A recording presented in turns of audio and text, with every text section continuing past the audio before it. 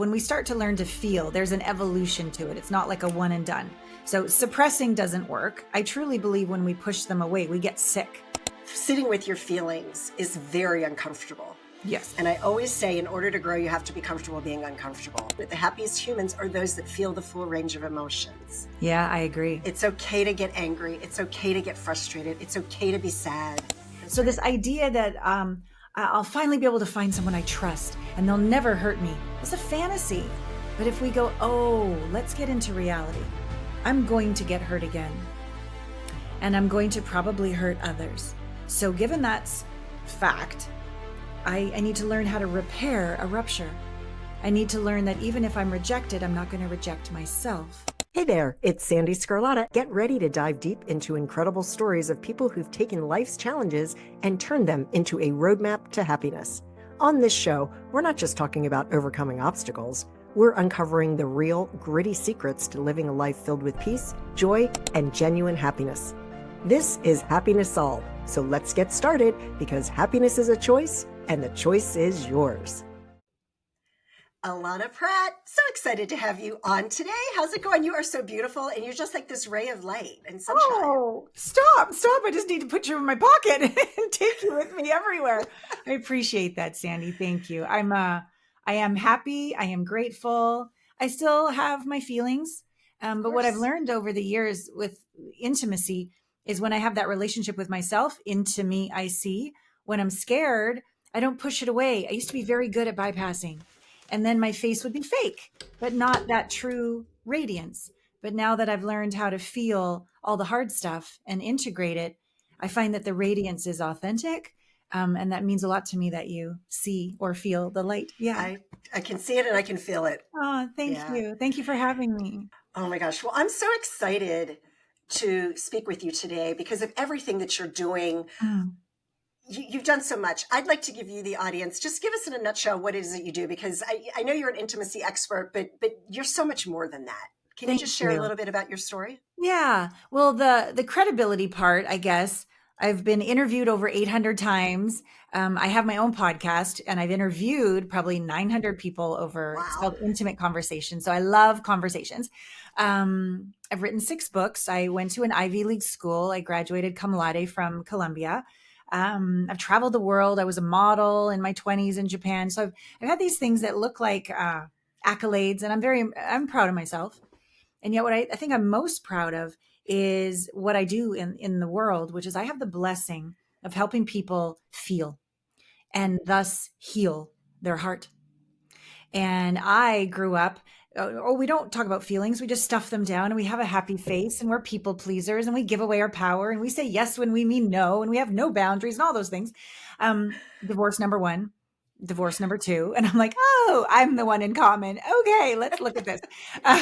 So I used to call myself like a life coach or a relationship coach, but everything came back to our relationship with ourselves. Intimacy, into me I see. And I did not like who I found when I looked inside. I was insecure and I didn't like her. Let's change her and fix her. You know, I wanted to control my circumstances. So let's fix her. Just a lot of judgment and unkindness and self-criticism. And a lot of, you should be better by now. I'm 55 next week. I should be married by now. All these judgments. And it doesn't help with our self-love, doesn't help with our self-esteem. It doesn't help with us being grateful when we're so unkind to ourselves. So I've learned that when we can have a healthy, solid, intimate relationship with ourselves, and sure, we love the parts of us that are magnificent and our genius and our gifts, definitely celebrate ourselves, and equally love the parts of us that are scared and ashamed and feel hopeless from time to time. I just got off a coaching call with one of my clients. She's in Los Angeles and her friends and her brother's homes are gone. Where she grew up is gone. And so we don't just go in and have a good attitude. We don't just look on the bright side. We feel through the hopelessness. And so I have the blessing of I've developed many Allana Pratt method processes. Basically, they all are about helping us feel what society says we should just, boys don't cry. Or, don't get hysterical women, all these healthy, normal feelings that if we integrate them, we learn how to be embodied in our confidence, embodied in our ability to let go, embodied in our ability to speak up. All these capacities, not from the mind, but from the body. When we feel our feelings and we have an intimate relationship, you sort of wake up happy for no reason.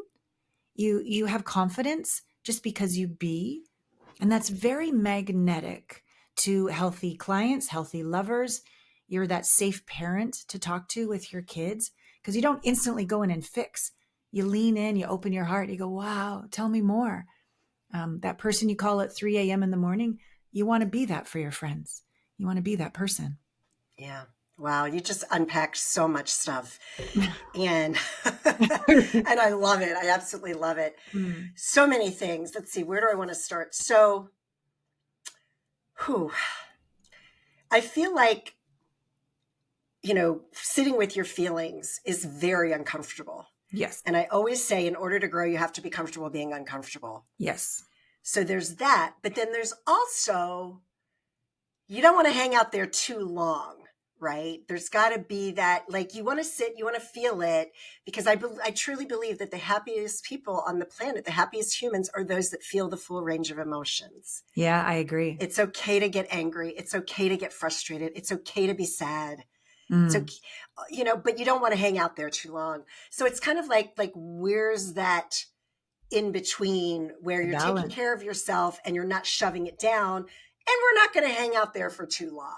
Yeah, we're not going to have a pity party and become a drama queen or a drama king. I totally get it. Yeah. That's right. So I was very good at being a drama queen. So first I suppressed. Me too. And then I think all women are, right? I think it's part of the like, being a teenage girl. Like, it's just, well, even boys too, because I only have one child. I have two stepdaughters, but one son, and he's just as dramatic. But it's just part of, like, women, I think, more so than our hormones, like everything. Right? Sure. So I think the first part is we evolve when we start to learn to feel. There's an evolution to it. It's not like a one and done. So suppressing doesn't work. I truly believe when we push them away, we get sick. I watched my mom die at 61 and of liver cancer, and metaphysically, liver is the seat of our anger. And she did a really good job of pushing it away and kind of being a martyr. Everyone else was happy, but how about her? Right? Yeah. So we don't want to push it away. But then we don't want to become it. So I think that's it. Right. We have emotions, but we're not our emotions. We have thoughts, but we're not our thoughts, right? So who's the one that's aware of the emotion that you're feeling? So before, I would suppress, and then I would become the emotion. I am the drama itself, as opposed to I have sadness. I have anger. So that bit of, it's almost, I like to imagine there's a little you inside of me, and she's very, very mad, or she's very, very sad, or she's very ashamed and hiding. And my job as big Allana is to simultaneously have compassion and feel the feeling at the same time. And it takes a bit of practice. And that's the evolution beyond becoming the feeling or staying there too long, is you need to be able to feel it while witnessing feeling it. So it's kind of like surrendering to the process. So I like to trust the body, trust that the autonomic nervous system knows damn well what it's doing. And it will take us from something as intense as level 4 trauma, disassociation. It'll take us through level 3, hopelessness, into level 2, acute, intense rage, panic, very short, level 2, level 1, nervousness, just a little bit concerned, to 0. It'll take us all the way home if we get out of the way and stop trying to manage the emotion, stop trying to make it go away, stop trying to hurry up with it. If we just surrender to the feeling, it's kind of like a fart. Like, if you just let the fart, but if you try to work with it, it's like not good. You got a cramp, all the things. But if you just let it be, it'll get through. Or a cramp, gas pains or something, it'll work its way through. And the more you try to work with it, the harder and more painful it gets. It's kind of similar. So if you can just and this takes bravery, and this takes humility.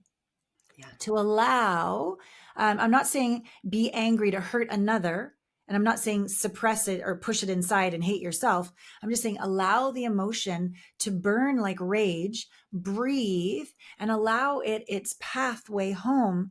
Not only will it come back to 0, or sadness come back to zero, or panic or terror come back to zero, or hopelessness come back to zero. All of them will come back to zero if we get out of the way. But we don't just get rid of the emotion.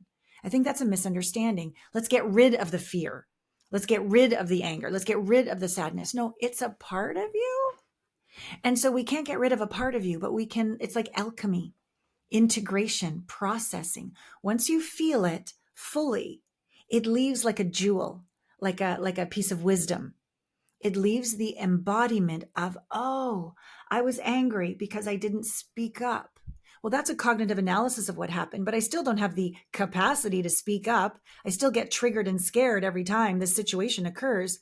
But if you feel the feeling of that fear all the way through to the end and let it integrate, something dormant awakens within you called courage, bravery, self-worth, something that literally now lives inside of you as a real capacity because you felt your feeling all the way through to zero, so that the next time that situation comes up, you don't get triggered. You might get a little nervous or a little intense, like there still might be something there, but you don't leave your body. You don't get triggered. You're like, here it is, here it is, here it is. I'd really like to talk about that. Could we, make a meeting? Like you change your life. You change your life because you actually take an action that's aligned with your truth rather than stuffing it away. We become stronger, wiser, softer, more surrendered. We become more when we feel our feelings all the way back to zero.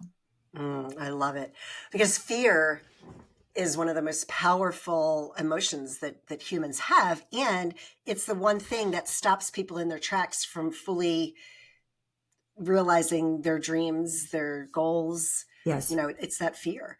I know I dealt with a lot of that last year. And it's funny you said surrender, because I actually have it right here. Surrender 2025 on my Nice. The Queen word. has spoken, posted surrender. And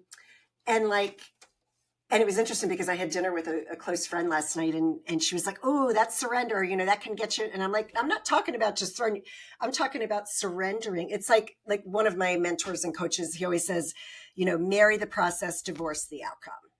That's lovely. I like that very much. And so to me, that's what surrender is. Yes. Like, you have your discipline, you have your consistency, but you surrender the outcome because I can't control it. Correct. Because when you're trying to control it, that comes from fear. Correct. Right? Yeah. I love what you're saying. I was talking with a different client yesterday, and she's afraid of feeling the fear. So she has fear of the fear. Right. She's afraid way off in the future. What if I get rejected? What if they don't like me? What if all these things she's afraid of way out there?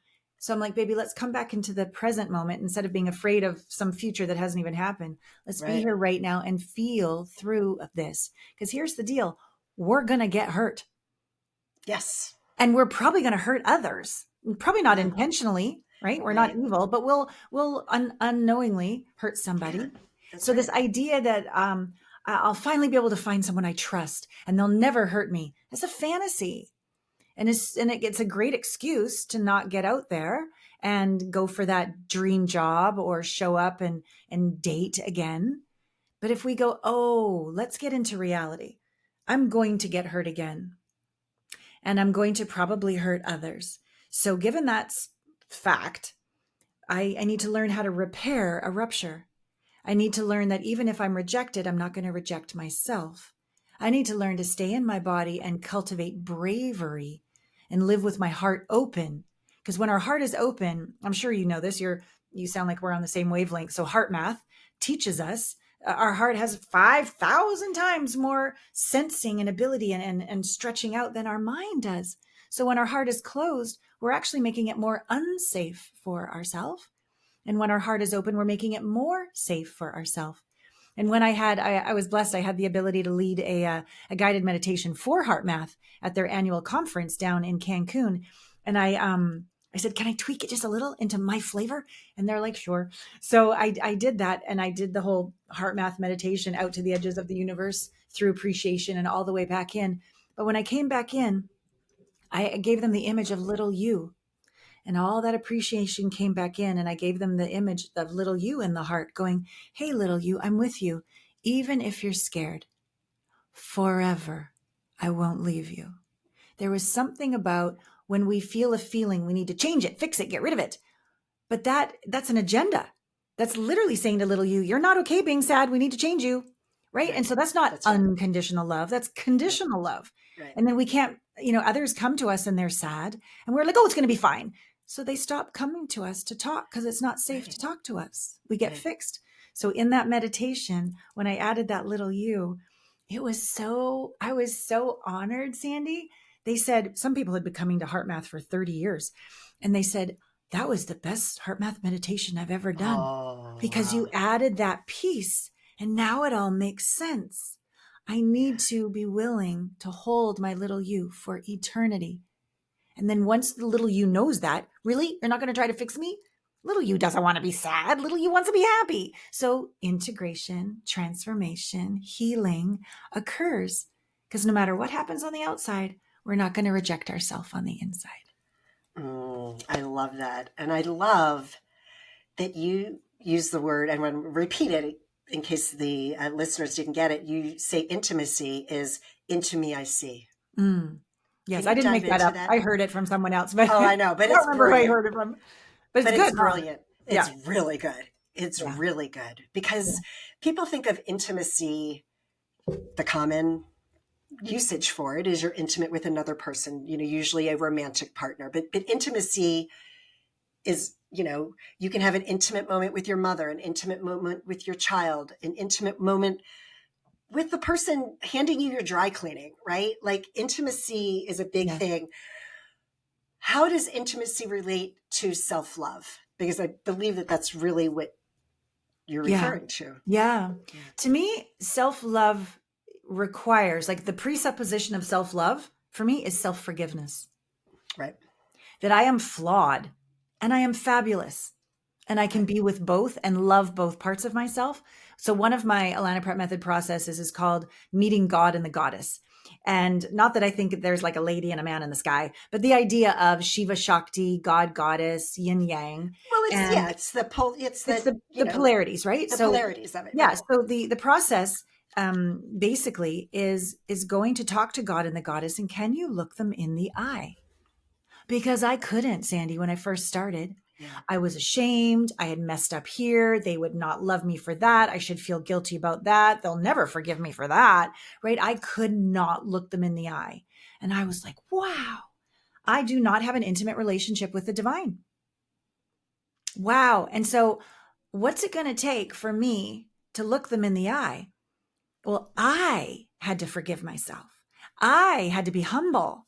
I had to be brave and say, and lift my eyes and go, I've really made a mess of a lot of things. I'm so sorry. I done you wrong. And they're like, no, you didn't. That's called, no, we love you unconditionally. This is the point. We're here to learn. And I was like, really? And then in my mind's eye, there was like scotch and cigars and balloons. And we were like, we were just having a big old party because I was so happy that I had stopped pushing away the universe, life, the divine, God, goddess. And so self-love to me is a journey of coming back to little you, loving yourself, forgiving yourself, even getting to the point of gratitude. Thank you for giving me this experience. The word forgive's right in there.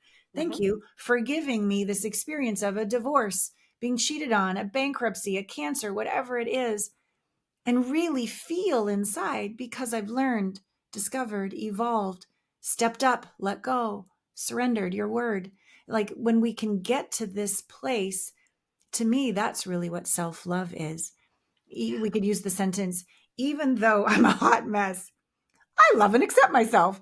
Even though I didn't close that client, I love and accept myself. Even though they asked for a divorce, I love and accept myself. Yeah. Even though I turn 55 next week, hair is growing out of strange places in my body as I get older. I love and accept myself, right? Like all the things. We don't have to push away and be fake. We don't have to pretend and spiritually bypass. We can be it all. And that makes life get really wide and spacious and open. And when things happen, my YouTube channel got hacked back in the end of October. That's 80% of my leads, Sandee. I see you've got like over 5.6 million views on YouTube. Yeah, I have a big channel and I've been at it for 18 years of work. But But I was stunned when my staff told me. I was like, oh, well, I am not my YouTube channel. I'm Allana Pratt. And if the Yeah. divine wants me to give my gifts in another way, that's not my preference. But okay, okay. And I noticed, wow, nothing inside reacted because I love myself flawed and fabulous. I love myself YouTube channel or no YouTube channel. Like I'm not going to go Yeah. anywhere and let circumstances determine my power, my light, my freedom. But the only way I got here was decades of doing the work, of Right. which I still do. I still have several coaches. I think it's out of integrity for me to coach others if I'm not, somebody's looking Yep. at my blind spots too. So I still Same. do the work all the time. But oh, I'm so grateful for doing the work because I can stay centered. Just like I said to my clients, where all of the fires are happening, I can't talk to them about what's right about that or the gift in that or the growth opportunity in that until I let them cry all their tears, That's right. all their hopelessness, all their That's right. devastation.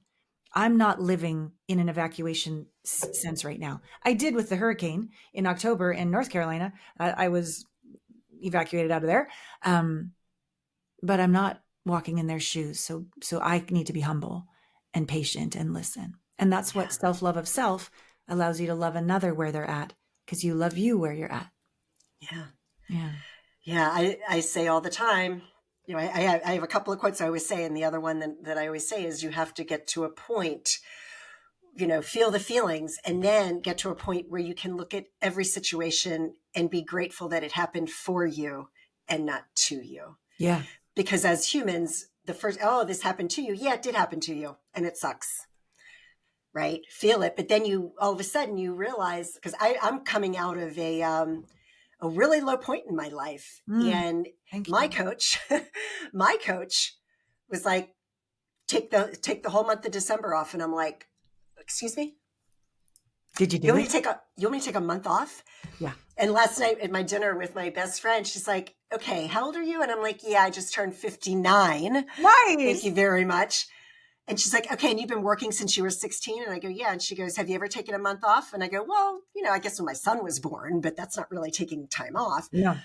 She's like, and you feel guilty about taking a month off? And I go, yeah, because I'm a high performer. And for me to just, like one of my girlfriends, she's like, well, you're like a thoroughbred racehorse that's being stuck in their pen, and you can't. But you know what? It was the best thing that I ever did for myself because it's the month of December, right? There's not a lot going on anyway. And it was just the perfect time for me to just have a staycation and be home and not, like, of course, there was emails I had to respond to. I rescheduled podcast interviews. I just did what I had to do to keep things moving. And I have a team that was, keeping my production going of my show. But I just didn't do anything. And people were like, oh, can I have this? I'm like, in January. I'll be back to work January 3rd or whatever. No, it was January 6th. I was back to work. Yeah. I'm like, yeah, when I'm back to work, you can have it then. Sorry. This is so great, Sandee. This must be the reason why we met now, because I took the month of October off. Oh, wow. Yeah. And that was the first time in 20 years that I had stopped working. Yeah. And It's no, hard. I even got people to do my emails for me. I got my coaches to lead the calls, no podcast. Like I'm peace out because I was in that hurricane and no power, no internet, no nothing, roads closed and flooding. The lake was coming up. And once I did get power back after about 4 or 5 days, I was on my with my inner circle, and I was not in a good space.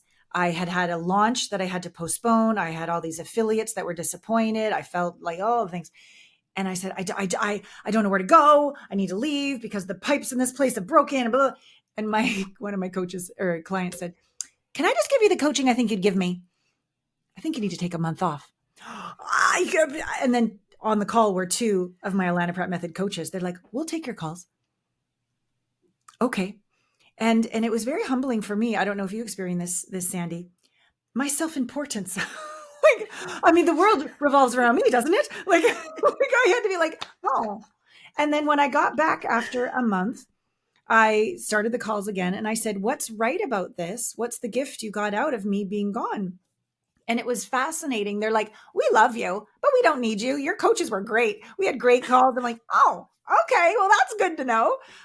They said, and we're glad you're back, But one of the guys actually took a month off in November. I inspired him to take a month off. You know what happened during his month off? Because he'd been trying so hard to get a book deal. He got a book Simon deal. and Schuster signed him. Wow. Wow. Right? That's huge. Because of your word, surrender, right? Yeah. So all of us that think pushing harder or the terror of letting go, it's BS. It's BS. Yeah. We need to make room to feel. We need to make room to face all of our own control freak mechanism, and make room for the divine to get in there and shift us. So it was week 3.5 of 4 when the YouTube channel got hacked. And I think the ability to respond, not react, was because I had been walking these beaches right here in Forbes Island every single day, sometimes twice a day. And I'm like, you know what? What is really important? I don't have control of anything. Okay, divine, how would you like to use me? What do you want to do? Yeah. Yeah. Good for and I us. bet walking on the beaches is so grounding too. Right. And most people don't even understand what's happening and why they feel so good when they're walking barefoot on the beach. Like they have no clue that's actually a very scientific grounding technique that is going to calm you and pull out negativity. And it's just incredible. Yeah. Yeah. And the openness. I used to always be attracted to lakes with cabins because it was like safe. It felt safe. And I'm like, what's up with this safe thing? Let's go deeper inside. Safe is not surroundings.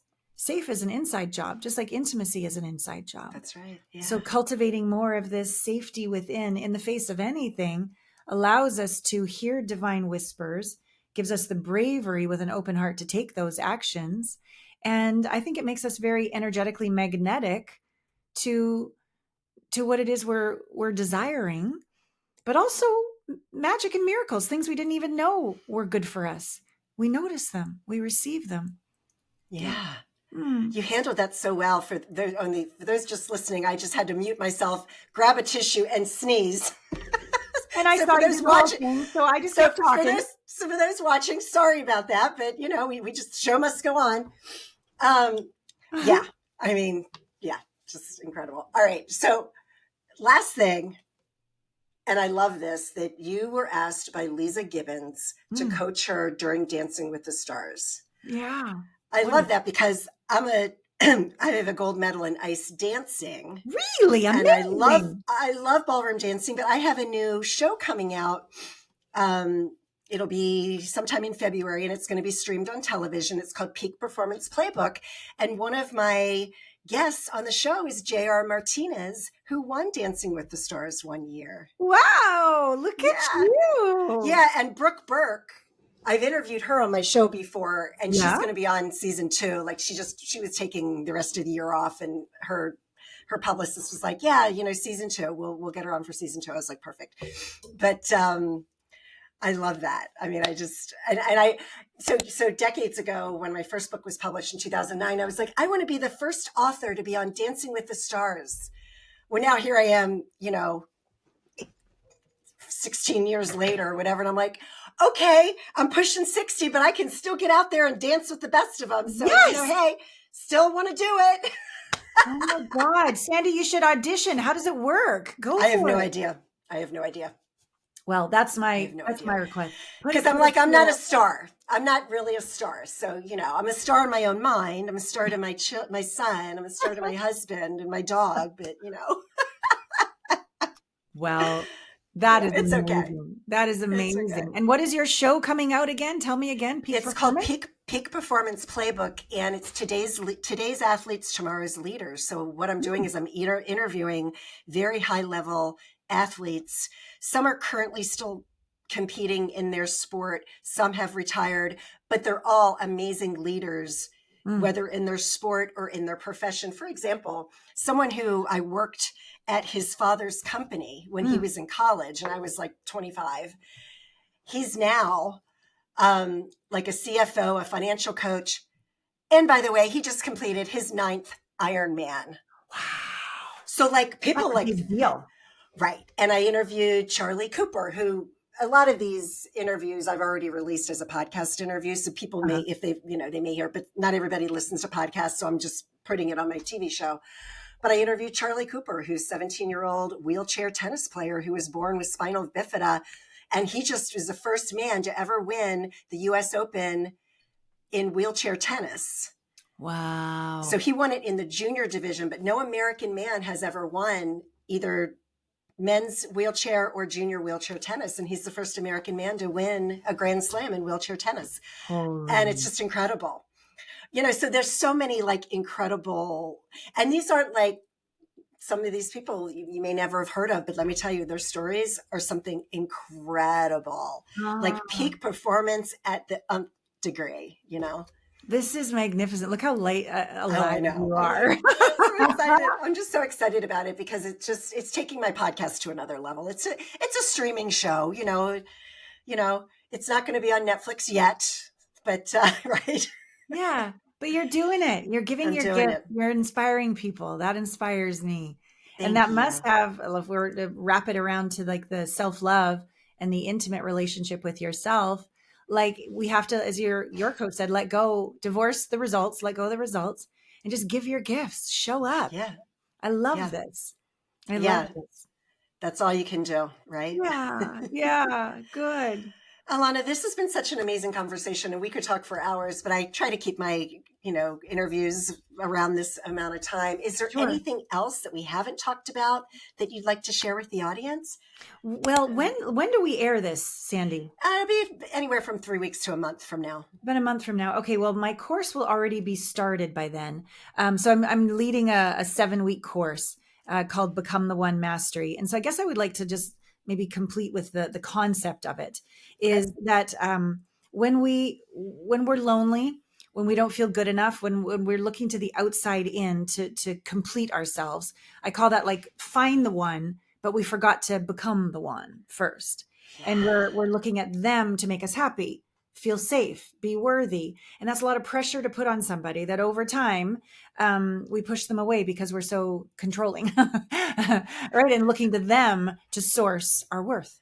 But when we flip that around and become the one first, oh my goodness, we become a magnet for love, a magnet for miracles, a magnet for money, because we have the sense of wholeness and deservability and humility, the humility that comes from learning to love those flawed, wobbly parts as much as we love our genius and our gifts and talents. So that's when you go to my site, allanapratt.com, that's what you'll see right on the front page. Become the one to find the one or awaken the one you're with. And so that's part 2 is once you quote unquote become the one, it's not like a one and done. To me, it's a practice. We're always discovering more, diving deeper into our genius, but also into our shadows so that we continue to evolve and give our gifts. And that way of being is inspiring to our partner. We're safe to connect with our partner. And I believe it really, like, we become like this figure 8 between two people rather than me, and me. The we starts to happen where we awaken the best in one another. And I'll just complete with this story. This past weekend, I do psychedelic somatic integration VIPs with people. And this gentleman, it's about going into tier 1 into the body and integrating trauma. I'm not a shaman. I don't do tier 3 ayahuasca or psilocybin, that kind of work. It's very in the body tier 1 work. And so he has had a drinking issue. And it got to the point where choose drinking or choose me and the kids. And he had said, I choose you and the kids. But over the holidays, he drank. And it was time to get a divorce or let's really go inside and do the work. And so he came out to South Carolina for a VIP intensive. And what we discovered was it wasn't about the drinking. It was about not feeling the pain of his mother dying when he was a kid. Yeah. And when we integrated, because he also was told he shouldn't feel. As soon as she died, the father and the son and him, there was 2 brothers, they never talked about her again. Ever. Oh my God. He's a little older than me, in his 50s though. So he's never talked about it, never felt it, and has suppressed it all these years with the alcohol. So when we integrated that horrific unfairness, hopelessness, anger, sadness, and the ability that I'm not allowed to have a feeling. Oh, yes, you are. Your feelings are safe and beautiful and healthy and normal. Like all of this happened. That's who got to go home at the beginning of the new year to his wife, who's so proud that he is doing his own work and that she didn't judge and ultimatum him. But she said with bravery, I need you to step up and heal this. I'm not going to put up with this anymore. And I love Yeah. you and I bless you and I release you. So this work works. This work works when we take the time to go inside and become the one. We either awaken the one that we're with. And if you're single, I believe it attracts a really ideal partner into your life. Yeah. Oh my gosh, that's incredible because, at the end of the day, everything goes back to childhood trauma. Yeah. Yeah. And recognizing that, like some of the work that I've been doing with my coach is recognizing, even silly things that are triggers. I recognize as like I'm being triggered and then, because somebody does something which is a trigger to me and I react. And it was like, okay, let me look at this. And when I look back at it and you go back layer after layer, and when was the first time this happened? Oh, well, that was my father's insecurities. He was just projecting that out on me. That's not my stuff. That's his. Yeah. But we take it on as children. Your body doesn't know the difference. Your mind doesn't know. Right. Your body, yeah. I see it like an iceberg, and I'm sure you and your coach agree. Like the top is our awareness that's my dad's stuff, not mine. But that's 8%, right? Your conscious mind. There's this huge iceberg under the water that's your body that even though your mind knows better, gets triggered every time. Yep. So that one of this client, one of a colleague, she died in her 50s, just like his mom died in her 50s. And there it was. And he was drinking. So, and he'd been like sober maybe for 3 months or something, but the trigger wasn't healed. So he's not in his power around this.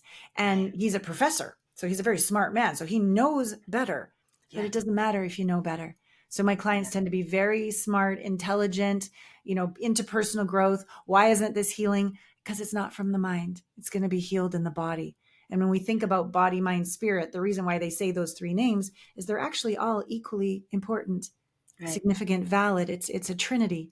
And when we only value our mind and our heart, we're forgetting, hey, there's this body, this autonomic nervous system that's connected to our brain that we need to honor just as much. So I love the work that I get to do to set people free and help marriages and families. And Well, I love the work that you do. And thank you for being there for so many of your clients. And because, it's a ripple effect. And you helping one person, they can then help 5 people. And, it's compounding interest. Thank you. Yes, it is. And it feels really humbling and amazing to know that that's happening. Yeah. I love it. Allana, thank you so much for joining us today. Thank you. Yeah, thanks for listening, everyone. And I hope that you and your family are happy and healthy and that your lives are filled with peace, love, and lots of intimacy. Take care, everyone.